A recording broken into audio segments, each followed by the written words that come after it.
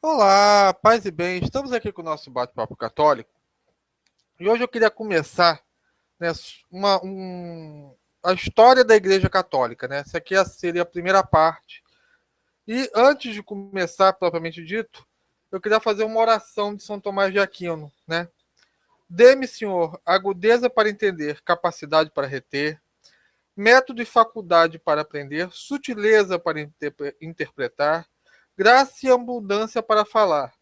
Dê-me, Senhor, acerto ao começar, direção ao progredir e perfeição para concluir.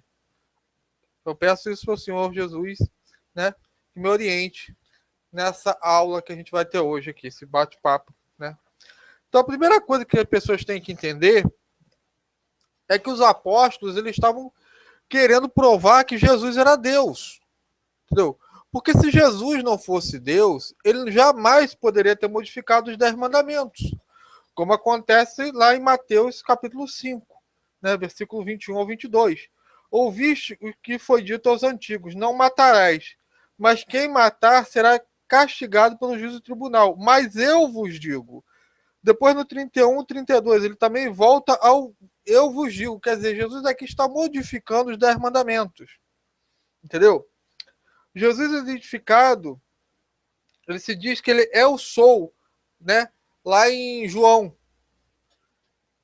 né, fazendo referência ao Deus do Êxodo, né, do Êxodo capítulo 3, versículo 14. E, né, Paulo cita, né, Tito, capítulo 2, versículo 13, nosso grande Deus e Salvador Jesus Cristo. Então, o que acontece? Era preciso que se provasse que Jesus era Deus, entendeu? Porque senão jamais poderia existir uma outra religião. Tem gente que diz que Jesus não era Deus, Jesus era o arcanjo Gabriel, Miguel, sei lá, Sarapatel. É um monte de besteira. Entendeu? Então Jesus, né, ele é aquela ponte entre aquele que tudo pode e as criaturas que tudo precisam. Se você seja você também uma ponte que liga os que tem de sobra com aqueles que sentem falta de alguma coisa, né? O pensamento de Santa Clara de Assis. Então, né, vem a primeira pergunta que as pessoas fazem. Natal é uma festa pagã? Olha só, tem muita gente que diz que o Natal foi criado devido ao nascimento do Sol Invicto. Só que tem um detalhe técnico. Essa data, 25 de dezembro, já era anunciada em 221 depois de Cristo. A comemoração do Sol Invicto, né, foi criada em 274. Então jamais poderia ser, né, o Natal uma cópia de uma festa pagã, tá bom? Vamos agora aqui ao outro ponto, né? Rapidamente, a conversão de São Paulo, né? Que é um ponto que marca. São Paulo é um grande marco dentro do catolicismo, porque ele é um cara letrado e ali começa a conversão realmente dos gentios, né? Pedro é o primeiro, faz a conversão em Cornélio, né?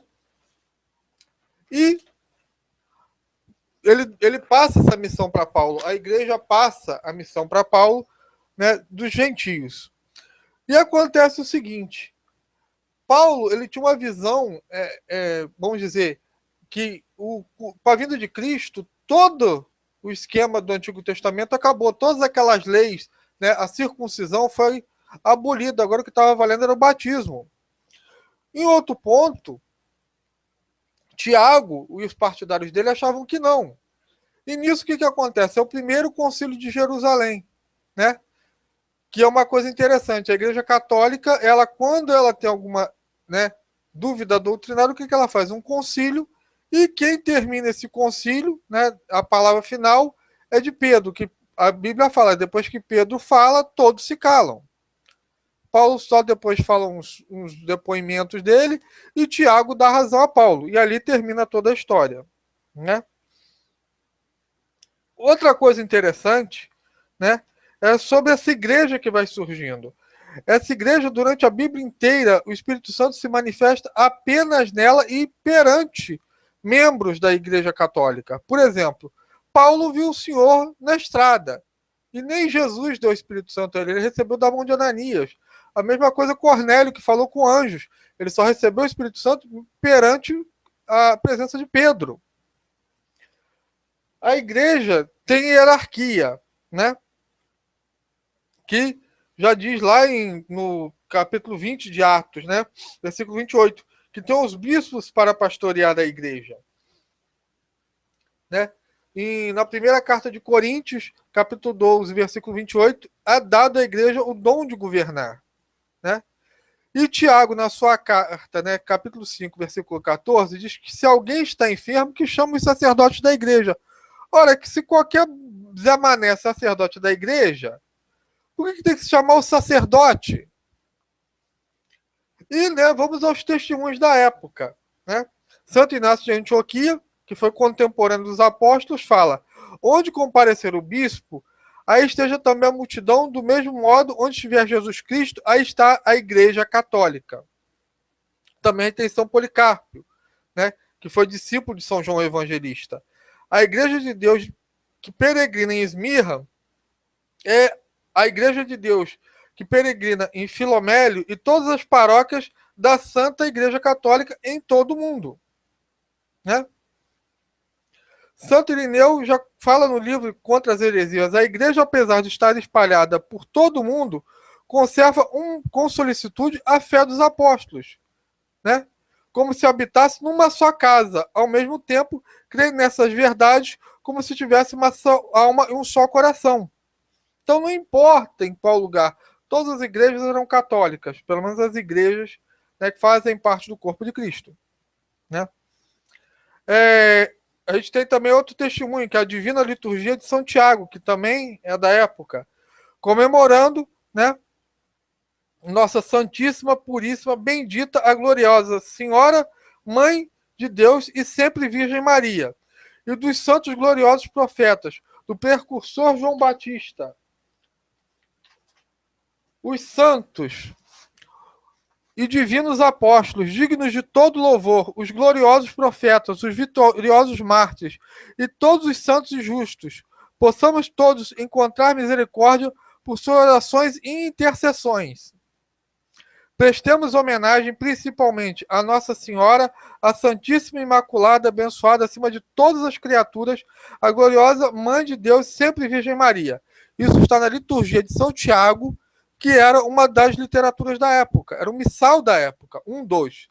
São Marcos também, na sua liturgia, fala: lembremos-nos, sobretudo, da Santíssima Intermerata e bendita Nossa Senhora, Mãe de Deus e sempre Virgem Maria.